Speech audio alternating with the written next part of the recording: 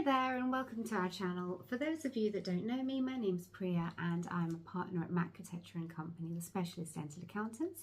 Just a quick video today. I wanted to talk a little bit about when you buy a practice. I often get asked, what will my actual take-home profit be?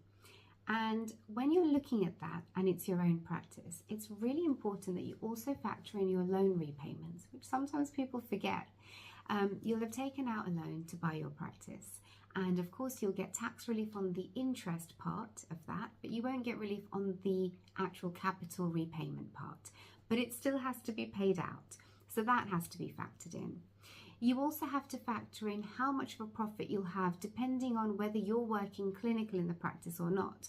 And the easiest way I think to deal with that is you look at the profit first of the practice on its own, as in the actual practice, assuming all the clinicians, including yourself, are paid a fair pay for their work. So for example, if you're paying all the associates at 45%, and then if you're grossing 400k yourself, then factor in your own pay at 45%. Not saying that you will actually physically take it out, but we're just doing this as an exercise. And then you're left with the actual profit of the business. And don't be alarmed if it's low, and that can happen at times. That's why you're buying this practice. Probably you're buying it because you want to build it up and you see untapped potential. In any case, then you have the profit of the business. What you can then do is to add back to that the pay that you will get, or we've said that you would get, for doing the clinical work. So let's say, for example, the actual profit comes to £30,000, and that's after paying yourself £100,000. Well, we can add that 100,000 back in because obviously that's coming to you. So that's 130. We then have to take off the capital repayments. We also have to take off the tax. If it's in a limited company, we then have to think about how you're going to extract that.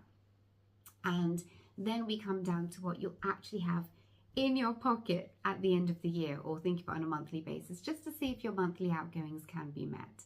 Just gives you a really small snapshot of the types of things that we do when you're buying a practice. So obviously there is a lot to think about, and it's really important when you're buying a practice that you have someone that you can bounce ideas off. So good luck, and subscribe.